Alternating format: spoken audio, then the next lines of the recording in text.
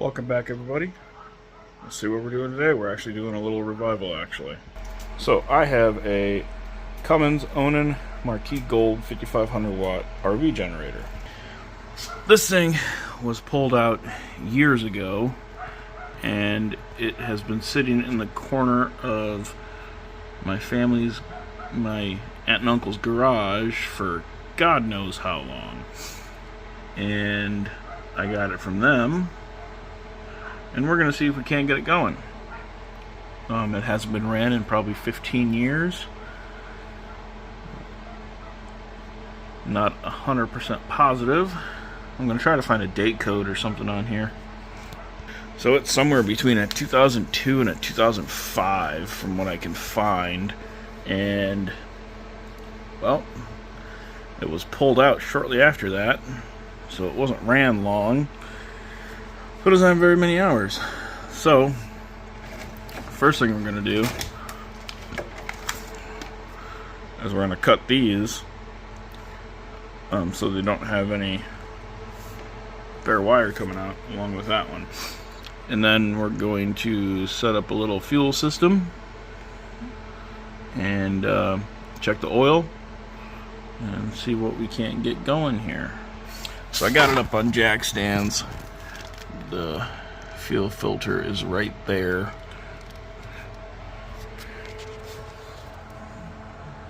It goes in right there.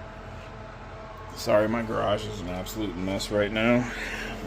My grandfather passed away, and I have a bunch of his stuff in here that I went to the pre-estate sale and I had to purchase. So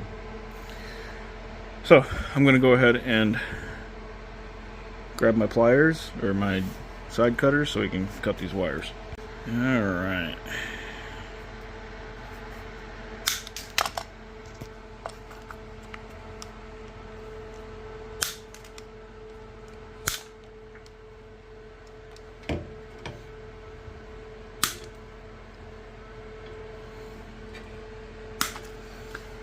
Okay, so we got all those changed.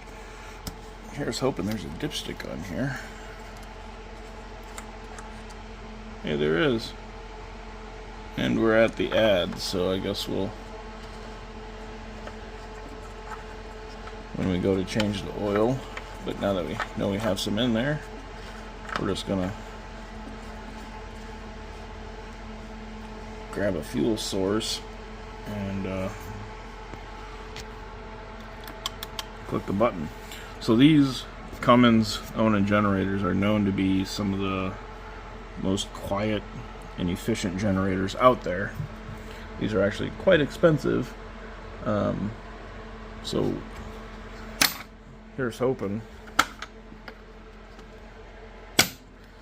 that it functions without a problem.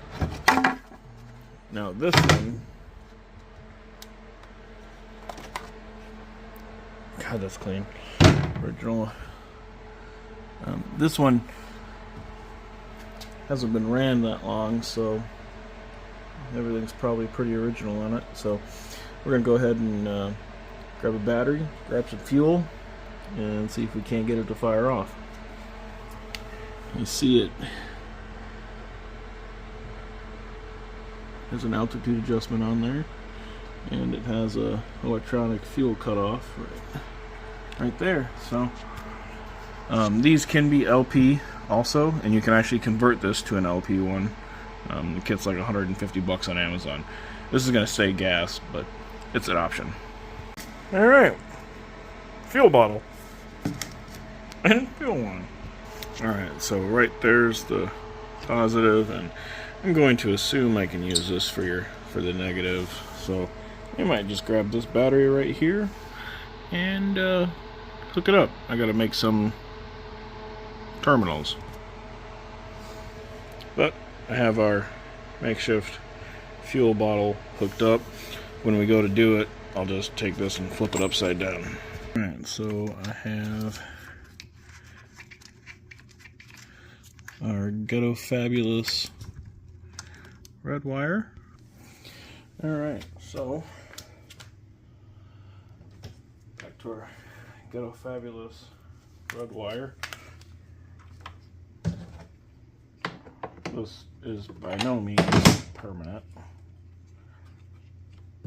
We just want to see if we can get it to fire off quick.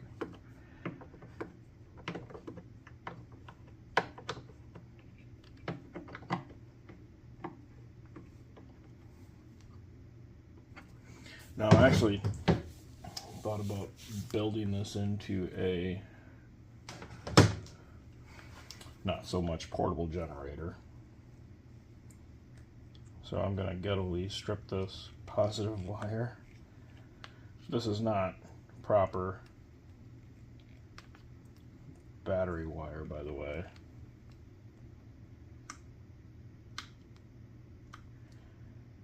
This is actually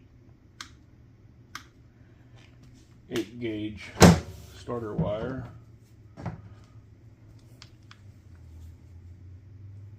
And then I have 10-gauge ground wire. Or that's 8-gauge speaker wire, well, amp wire.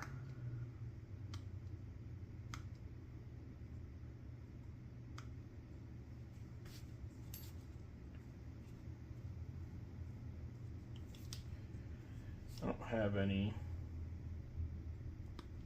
battery cables laying around, so like I said, this is all temporary.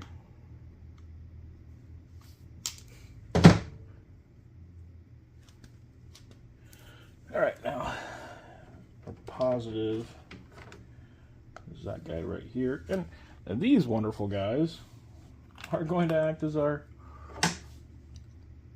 battery terminals, because we're going to be super ghetto today because I don't have anything else. So we're going to try this. I don't know if it's going to work.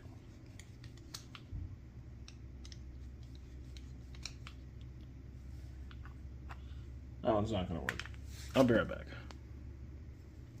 Alright, found a different one. I don't know if this one's going to work either. Okay, we can be ghetto fabulous, I guess. And we're just going to...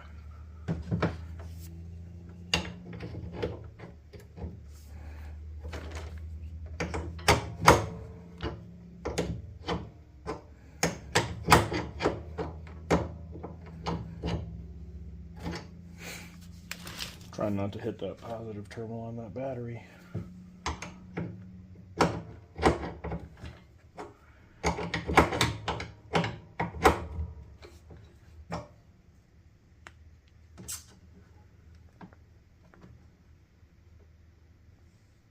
Yeah, the ground strap comes down to here. So we could happily use this.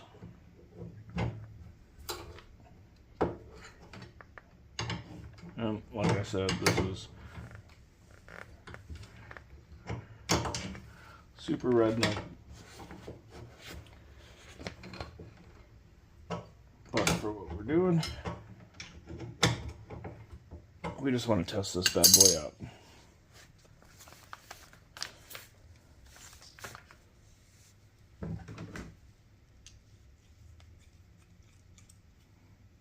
By the way, I don't condone anyone trying this because, like I said, this is not the right way to do any of this. Damn, I gotta get a bigger clamp. Alright, let's see what it does.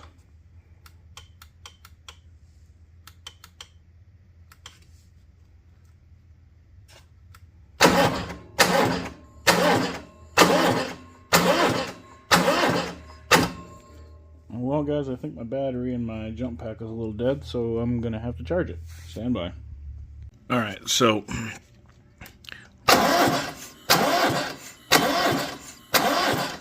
that is all I'm getting out of this. I'm thinking I need the control board for this, but I don't know. That's where the controller plugs in, I believe. I have no idea. So I'm going to pull this giant black cover off, and I'm going to get to the starter, and I'm going to try to power it at the starter and see if I can't get it to start there. So pull this cover off. There's just 4 Torx around it. All right, there's our glorious starter. All right, so I didn't jump that starter yet. I put the jump pack to the power, and I used that for the ground. And we'll bring that right there. And I wanted to do that so I can still use this switch. Doing this primes your fuel system, and you can kind of see some moving in there. So we should be okay.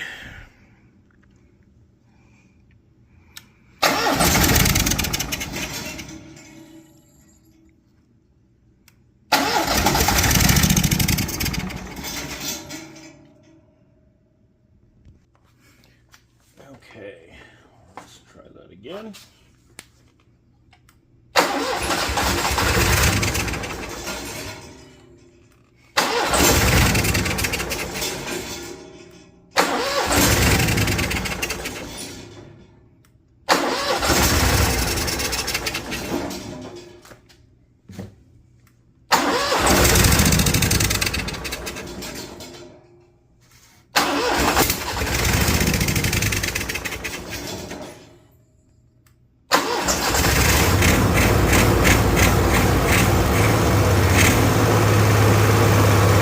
Look at that thing purr like a kitten.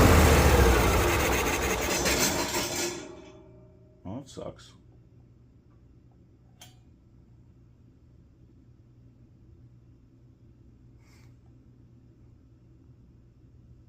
So it's blinking a code for us.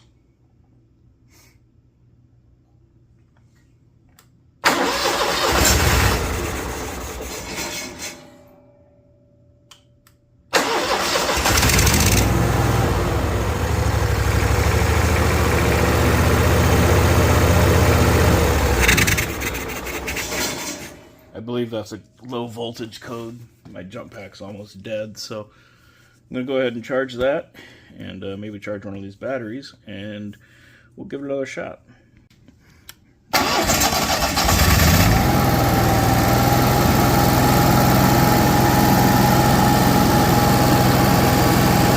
there we go.